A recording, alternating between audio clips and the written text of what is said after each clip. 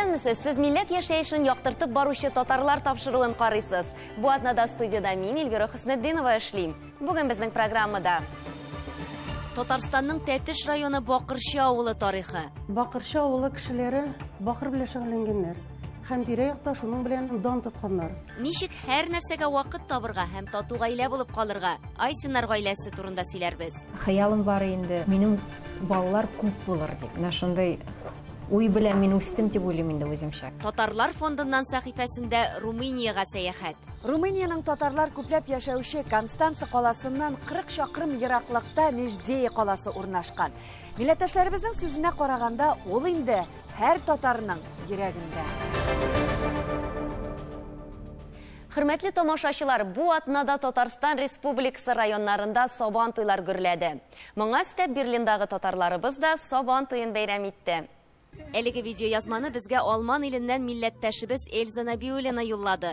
Сабан туйда балалар төрле ярышларда катнашты, остаханәләр, җыр-бию, тәмле ризыклар, иң мөһиме, Берлинда узган балалар Сабан туе саф татарча алып барылды.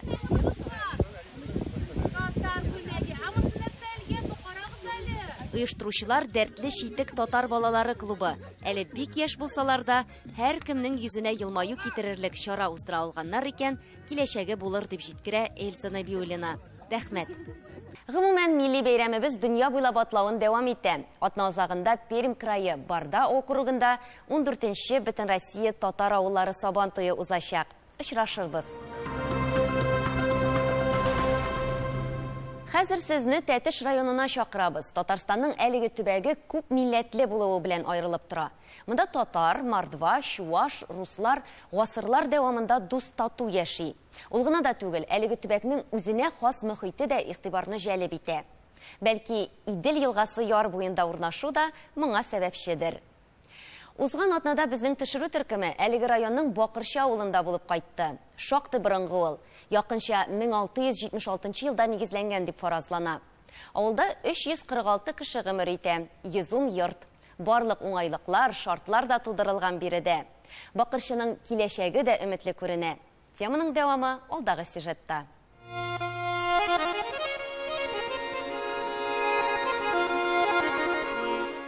Бакырчыда безне әлеге җирлекнең хуҗасы Илдар Шәмсетдинов каршы алды. 2015 елдан үз идарә башлыгы вазифасын башкара ул. Аның карамагында бүген 5 авыл, безне әлбәттә Бакырчы кызыксындыра. Яшәр өчен Бакырчы авылында мөмкинлекләр туа башлады 15 елның март айында. 15 елның март айында Бакырчы авылында хасил булды безнең яңа хозяйство дип әйтергә кирәк инде. Менә шул вакыттан соң инде безнең күп кенә егетләребез, кызларыбыз чит өлкәләрдә эшлиләр инде. Шушы хуҗалык барлыкка киткәннән соң барысы да үзебезнең егетләр кайтты шушы хуҗалыкка һәм дә инде бүгенге көндә матур гына эшләп киләләр. Хуҗалыкта бүгенге көндә 48 кеше эшли. Хезмәт хаклары бик зур, 50 меңнән артып китә. Бүген авылда күбән хуҗалыктан кала фельдшер-акушерлык пункты, мәдәният йорты, урта мәктәп, почта, кибетләр эшли. Йортларга газ, су кергән, юллар таш, авыл эчендәге 3 километр юлга асфальт җәелгән. Кыскасы, шартлар көнләшерлек тә, кызыктырырлык та. Максатыбыз яшьләрне җәлеп итү, авылдан чыгып киткәннәрне кире кайтару. Яшәтергә иде бит салаларны ди агрофирма җитәкчесе Римма Сафиулова. Римма ханым чыгышы белән Чүпрәле районыннан, бер ара гаиләсе белән Ульяновскида яшәп алалар. Аннан ире белән 1997 елда Тәтеш районына кайтырга карар кылалар. Аның инде авыл хуҗалыгы институтын бетергәнгә күрә, бигрәк тә авыл хуҗалыгында эшлисе килде. Ана шуңа күрә аның теләге булгач, без 97 елда Тәтеш районының Жукова дигән урыс авылына кайттык, инде шунда эшли башладык. Без кайтканда инде ул авылларда су юк, газ юк, юл юк, телефоннар юк, бер нәрсәсе булмаган колхозга килеп кердек. Но аның теләге булганга күрә ул авыл эшләргә тырышты, и ул колхозны бүгенге көнгә Аллага шөкер без инде ул колхозны күтәреп чыкты. Хәзер республикада, безнең Татарстанда беренче урыннарда торабыз инде. Римма Сафиулова иҗтимагый эшләрдә дә актив катнаша. 2017 елдан Тәтеш районы буенча Ак калфак татар хатын-кызлары оешмасы җитәкчесе. 15 авылда бүлекчәләрен оештырганнар. Бүген Ак калфак оешмасы булган һәр авылда ансамбльләр, театрлар эшли. Бергәләшеп зиратларны чистарту, куймаларны тоту, шишмәләрне төзекләндерү эшләрен башкаралар. Авылдагы җитәкчеләр барыбыз да яшәсәк иде авылларны төзекләндерү, авылларны киридән кайтару. Хәзер бит инде авыллар бик кечкенә иде. Авылда бит инде балалар калмады. Шуңа күрә авылда мөмкинлекләр тудырсак, шәһәрдән дә авылга кайтучылар булыр дип уйлыйм.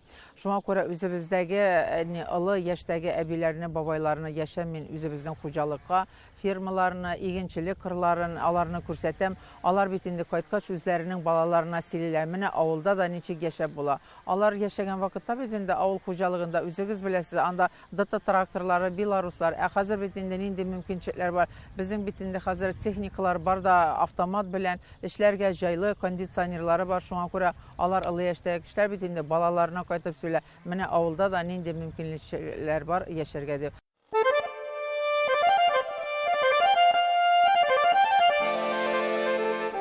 Авыл халкы элек-электән хезмәт сөйгән, эштән курыкмаган ди музей җитәкчесе Рәзидә Шәмсетдинова фикерне дәвам итеп.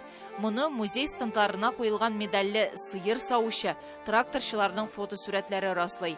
Авылда колхозлар тарихы 1930 елдан башлана.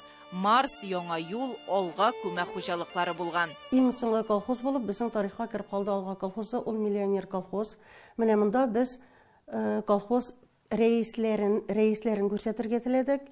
Алар арасында Бөек Ватан сугышы ветераннары икесе, Вәлиуллов Абдулла Шәйдулла улы һәм Измайлов Харис Кыям улы, Шыкмаров Әдхәм Кәрим улы, ул инде озак еллар безнең авылда эшләгән күрше авыл егете, хәзерге вакытта инде ул мәрхүм, табигатьне бик ярата торган кеше. Авылыбыздагы зур күлне барга китергән, аның кырыенда агачлар утыртырган һәм хәтта пионерлар лагерьда булдырган кеше. Авылның тарихын туплаган әлеге музей 2019 елдан яңа төзелгән мәдәният йорты бинасында эшли. 6 экспозициядән тора ул. Шуларның берсе Бөек Ватан сугышы чорына багышлана. Авыл халкы җиңүгә үзеннән күп көч кертә. Бакырчыдан фронтка 343 кеше китә. Шуларның 205-е кире әйләнеп кайтмый.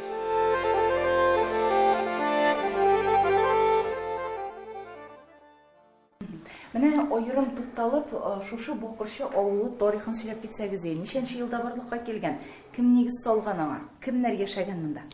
Бакырчы авылы тарихы 1696 елда башлана инде. Таяба халкына җир бүлеп биргәндә Бакырчы авылы исеме телгә алына.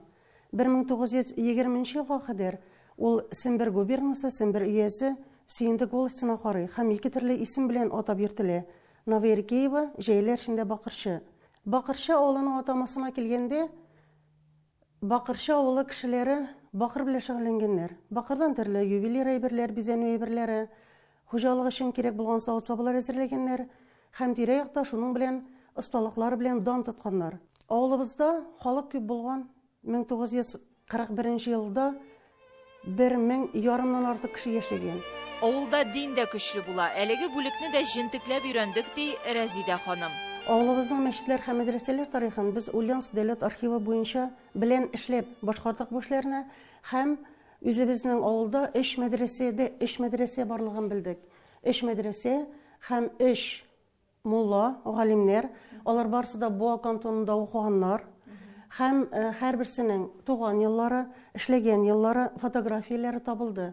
Бигрәк тә әйтеп үтәргә телим, Мөхәммәд Галим Низаметдинов мулла турында Ульяновск дәүләт архивында аның үз кулы белән язылган патшага тугрылык турындагы хаты сакланып калган рус телендә һәм сез беләсездер инде патша Россиясендә әгәр дә мулла рус телен белмәсә, аны эшкә кабул итмәгәннәр.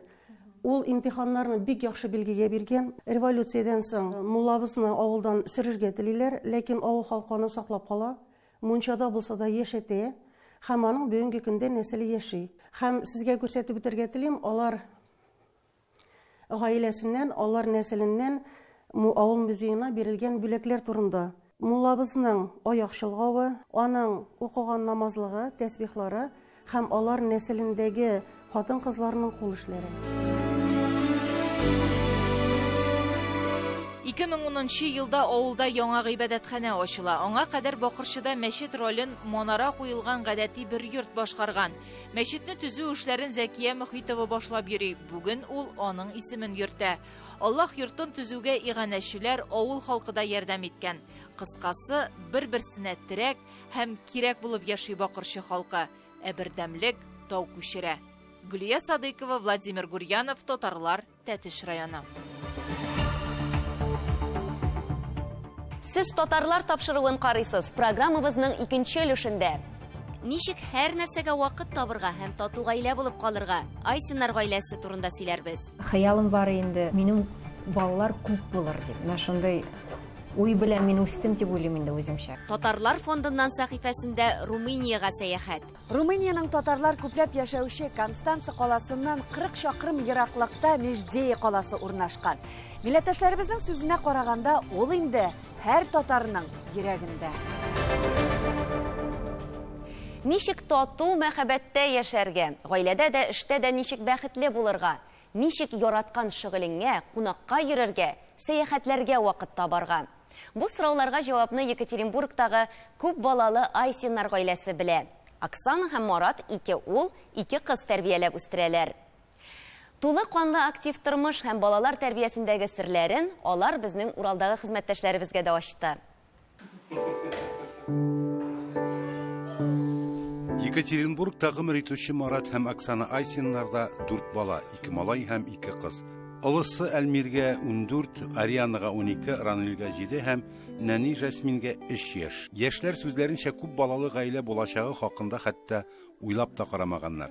Ләкин хәзер бик бәхетле алар. Мин гел хыялым бар инде, минем балалар күп булыр дип. Но миңа, конечно, картәне әйтә торган иде ул. Яра күп бала таптырма инде, үзең өчен яшә, икене тапсаң ярый инде. Ну, минем балаларны күрә алмады инде. Но менә шундый уй белән мин үстем дип уйлыйм инде үземчә. Оксана дәү әти һәм дәү әнисе белән генә үссә, Марат 5 балалы гаиләдә туып үскән. Меня вот Килиша, мы это знакомы с детства. Кем мәстәшли, кем акара, кем мәстәшли. Кем йөгерә, кем сикерә, кем ашарга әзерли. Күп балалы әти-әнинең көне иртән кичкә кадәр эш һәм мәшәкать белән тулы. Олы балалары Альмир һәм Ариана һәр эштә ярдәм итәргә тырыша. Төплелек, кеше сеңел энеләренә карата җаваплылык һәм мәхәббәт әти-әниләре сүзләренчә бу олы балалары хокукларының төп сыйфатлары. Бывает, скажем, тяжеловато. Кай вакыт авыррак та була. Тормыш, дөнья мәшәкатьләре җаваплылык белән тулы, ләкин бик күңелле. Мин үкенмим, миңа барда ошый, мин канәгать. Не жалуюсь, мне нравится вообще, в принципе, моя жизнь. Я доволен. Зур гаилә ул әле 4 дивар арасында яшәп яту гына түгел. Оксана Свердловск өлкәсендә татар чараларын алып баручы буларак танылган. Марат эшмәкәр, җиһазлары җитештерә. Гаилә шөгыльләре дә бар. Марат белән Оксана Йылдыз татар мәдәнияте халык ансамбленең үзешчән артистлары.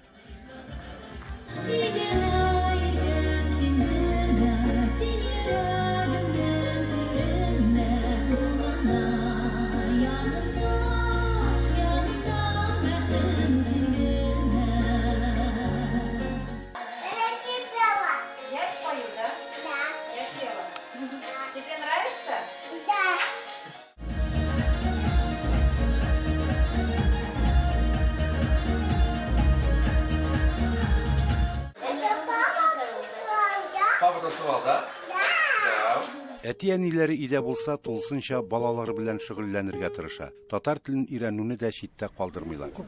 Рахмат. Кысамысыз. Яхшы. Алиса, как по-татарски будет «Папа, купи мороженое»? Папа, купи мороженое на татарском. Эти тундырмы сатып аяу. Атей, сатып алдыңмы тундырма? Юк инде кызым, турча суык кой. Гаиләдә яраткан җырлары да бар. Гомер шулай үтә. Уфтанма, уфтанма, уфтанма. Айсиннар гаиләсендә балалар 1 минутында бушка уздырмый. Шигырьләре хәрәкәттә бәрәкәт. Шуңа күрә көннәре ничек кенә тыгыз булмасын, Гаилә белән бергәләшеп паркта йөрү яраткан мизгелләре. Футбол уйнаганда балаларны әти-әниләреннән айырып та булмый. Бик оста уйныйлар.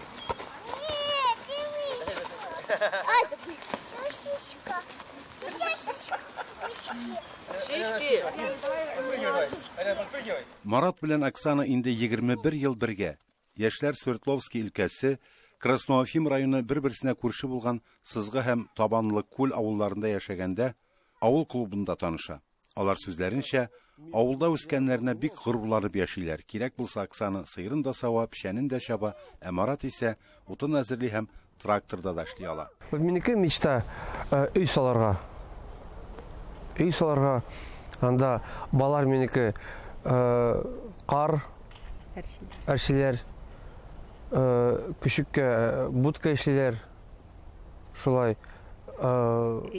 лыжаларда йөрибез. Өй булса инде бик тә әйбәт булыр. Марат һәм Оксана сүзләренчә, бәхетле гаилә тормышының сире юк. Дус булып яшәр өчен, кыяфәтең пөхтә, матур булсын өчен һәм бар хыялларын тормышка ашырлык хезмәт хакы алуга ирешер өчен зур тырышлык кирәк. Һәм әлбәттә, бер-береңне хөрмәт итеп, таяныч булып тору да мөһим. Киләчәктә Айсиннарның тормышлары ничек кенә булса да, аларның бер-берсенә карата бу мөнәсәбәтләре үзгәрешсез калсын. Инсаф Абдулла, Альфия Габдушева, Юлия Шлентова, Татарлар, Екатеринбург.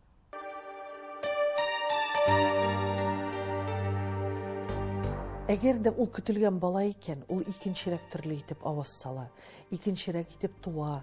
Ул җиңеллек белән аның ул хатын-кызның йөклелеге дә уза. Ул бала аннарысын кичкенә бала буларак матур гаиләдә булганда яхшы, ягымлы, матур энергия булганда ул яхшы шәхес булып та формалаша. Ул очракта инде андый депрессиялар ниләр, андый хатын-кызларда булмый да. Чөнки әгәр гаилә әгъзасы көтеп алынган икән, монда инде бөтен кеше дә булыша. Монда бу процесста бөтен кеше дә катнаша. Ул хатын-кыз, ул бала белән бер үзенә калмый бит инде. Бер дәваны килеп китә, әти-әни дә булыша, тормыш иптәше дә булыша. Бөтен гаилә шушы бала туу процессында, бала тәрбияләү процессында катнаша дип әйтәм инде. Хатын-кыз үзен онытмаска тиеш, үзенең сәламәтлеген онытмаска тиеш. Чөнки бит әле хатын-кыз ул хатын-кыз гына булып калмый, ул әле әни дә, ул әле дәвани дә, ул әле гаилә учагы да, аңа күпме энергия да кирәк. Менә шушы учакны туплап, шушы учак гомер буе кабынып торсын өчен хатын-кызга Аллаһ Тәгалә тарафыннан да бик күп вазифа йөкләнгән. Шуңа күрә хатын-кызларыбыз бик сәламәт булырга тиешләр.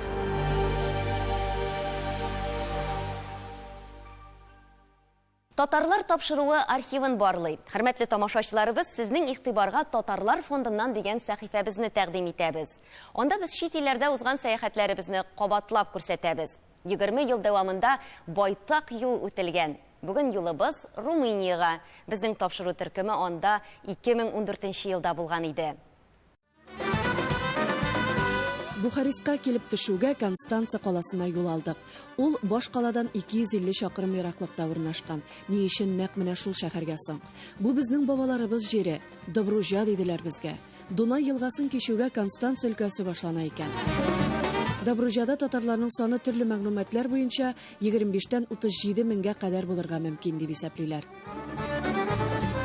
Елга аша салынган күпер 1895 елга карый. Аны беренче король салдырган. Ә Дунай елгасы безгә Алманиядән килә һәм Кара диңгезгә коя диделәр юлдашларыбыз.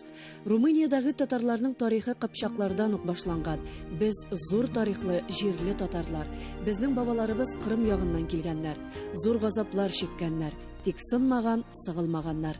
Без бүген аларның дәвамчылары телебезне, ислам динебезне, гореф-гадәтләребезне югалтмыйча яшибез. Бу сүзләрне ишетү йөрәкләребезгә май булып ятты. Без бер уйда. Румыниянең татарлар күпләп яшәүче Констанца каласыннан 40 чакрым ераклыкта Междея каласы урнашкан. Милләттәшләребезнең сүзенә караганда, ул инде һәр татарның йөрәгендә. Гаҗәп очрашуларыбыз мэриядән башланды. Баксаң, мэр үзе татарларны бик ярата, үз итә, аларга һәрвакыт ярдәмгә килә икән. Безне алып йөрүчебез, хөрмәтле кеше Тасин Таир улы Җәмил һәм тагын бер төркем шушы шәһәрдә яшәүче аксакалларыбыз мэрның бүлмәсенә кереп тә утырдылар. Бик җанлы сөйләшү китте. Bună ziua și vă mulțumesc pentru faptul că vizitați municipiul Medgidia, situat în partea de sud-est a României. Pentru mine, ca primar, este o onoare să vă am pe dumneavoastră astăzi aici și... Мин татарларны сөям, бала чагым алар белән бергә узды. Минем иң якын дусларым арасында татарлар күп. Алар белән эшләдем, эшлим. Румыннар да татарларны якын күрә, дус тату яшиләр. Мин моңа сөенәм генә дип җиткерде безгә мэр. Меджидиядә татарларның үз оешмалары бар. Бер мәктәптә татар дәресләре дә бирелә. Оқытқан балаларым hepsi татарча біле. Шундый. Татар деп тойганда dünyanın қай yerinde болса болсын татар деп eshitganda qanim xabara. Mana men Kanada ketdim, balalarım var. Onda tatarlarla tanıştım. Şeyden kelgen, Қазақстаннан kelgen bir mühendis var edi, onunla tanıştım. Hep o da kuvandı, men de kuvandım. Bir-birimizni ko'rganda quvonamiz. Bir-birimizde sayayıq. Barış içinde yaşayıq. İş torunlarımızga tatarca öğretiyik, joytulmasın. Kültürümüz, örf adetlerimiz joytulmasın. Onları tekrar okutayıq. Мондагы милләттәшләребез Татарстан белән хәбәрдар. Кырымдагы туганнары белән дә аралашып яши. Парламентта татар депутаты да бар. Констанция өлкәсе губернаторының ярдәмчесе татар кешесе икән. Bir firmam var, bunu ben Rusça aytdım firmam. Yakın 50 kişi Tatarlar vardır. En köbüsü çalışkan benim firmamda. O sebepten bütün Tatarlarga yardım için çalışamız. Biz toplanamız, her hafta, ayda toplanamız. Bütün şeylerin, vaziyetlerini konuşamız. Endi Medjidiya şəhərinin tarixin bizgə toluraq etib millətdaşlarыбыз җиткерде. 1856'da Abdülmecid Sultan bu şehrini kuracakta Kırım'dan 20.000 Tatar getirir. Bu 20.000 Tatarın arasında 6.000'in bu şehrin yerine yerleştirir ve 14.000'i de etraftaki avullarga verir. Авыллар хакында соңарак, әмінә Румыния татарларының иң борынгы дип исәпләнгән мәчет хакында җиткерү урынлы булыр. Mecidiye şehrin tarihi meçetidir. Tarihi meçeti degen yerimde 1860 yılında inşa edilgendir. Osmanlı Abdülmecid Sultan'ın tarafından. Abdülmecid Sultan bu şehrin hem de kurucusudur. Менә бу Меджидия шәһәренең татарлар күпләп яшәгән районны. Безнең милләттәшләребез әйтүенә караганда, монда 8-9 мең татар исәпләнә һәм алар бер-берсен бик яхшы белә. Менә шулай без Румыния татарлары белән кызыксынып йөрсәк, алар исә безгә үз сорауларын яудырды. Каян килдек, нишлибез? Юлдашыбыз, дустыбыз Тасин Таир улы Җәмил Татарстан Республикабыз хакында бик җентекләп, диккать белән яратып җиткерде. Ә без юлыбызны дәвам иттек. Ләйсәнә Сыдырдинова, Татарлар, Румыния. Ник бу кадәр сибелгән дә таралган шулай татар? Бар микән соң бу Рәсәйдә татар булмаган яклар? Шулай дип яза шагыйрь Рафис Кырбан, милләттәшләребез Россияны генә түгел, бөтен дөньяны кылачлый һәм иң мөһиме татарлыкларын саклап яши. Ә без сезнең белән сау булашабыз, исән сау булыгыз.